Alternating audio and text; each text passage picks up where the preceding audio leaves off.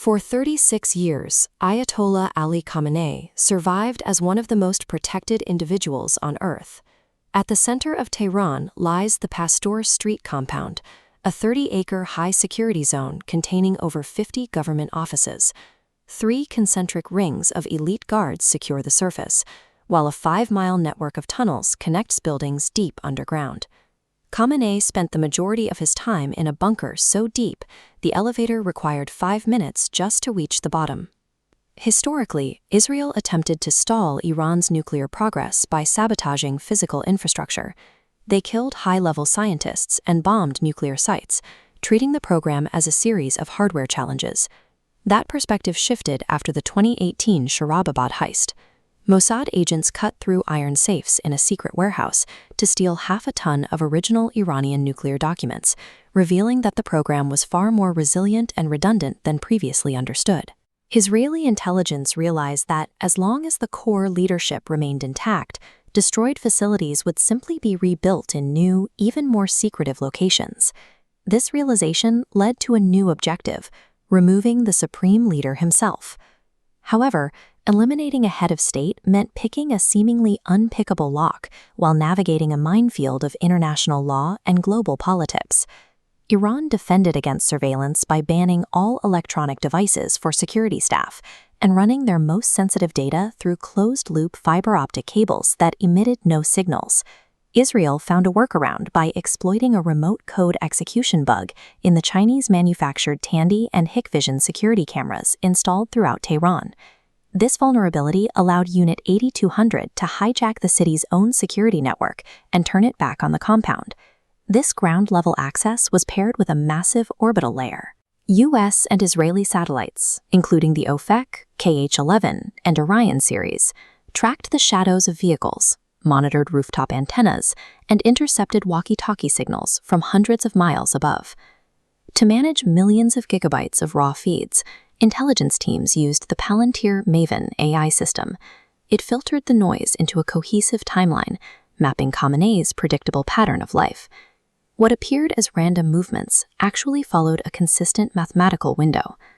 By combining hacked cameras with orbital intercepts and predictive modeling, Israel effectively neutralized the 30 acres of physical walls without firing a single shot.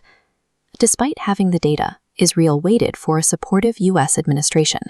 They took a strategic pause, refining their intel until the geopolitical conditions allowed for a direct strike on Iranian soil. On February 23, 2026, deep cover agents confirmed that Khamenei and 40 top officials would hold a rare high-level meeting above ground in the compound. For a brief window, the target would be outside the safety of the deep bunker. On the morning of February 28th, a joint U.S.-Israeli strike force of F-35 and F-15 fighter jets launched from regional bases and headed directly for Tehran. To reach the heart of the city, they had to penetrate Iran's sophisticated air defenses, including Russian-made S-300 and Bavar 373 missile batteries. Israel bypassed these batteries using embedded supply chain malware. As jets entered Iranian airspace, targeting computers glitched and capital radar screens went blank. U.S. Navy aircraft provided electromagnetic jamming, while pre-smuggled drones eliminated the remaining offline radar sites to open a clear flight corridor.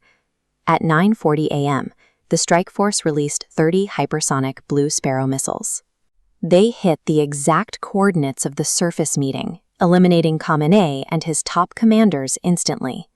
The operation demonstrated a total collapse of traditional defense, combining supply chain infiltration and electronic jamming with hypersonic munitions to destroy a target previously considered unreachable. Immediately following the strike, Israel moved to the psychological phase. They hacked Bade Saba, a popular religious app used by millions of Iranians for prayer times. Mossad and the CIA used the compromised app to push notifications directly to the phones of citizens and soldiers, demanding the military's immediate surrender. The precision of the attack triggered intense internal paranoia. Surviving officials, like General Ismail Qaani, were immediately detained by Iranian agencies under suspicion of being Mossad informants. Iran had invested billions in physical defenses, from elite guards deep-sea bunkers and anti-aircraft grids, yet none of it could protect the leadership once their data was compromised. The missiles dropped in 2026 were only the final step of the mission.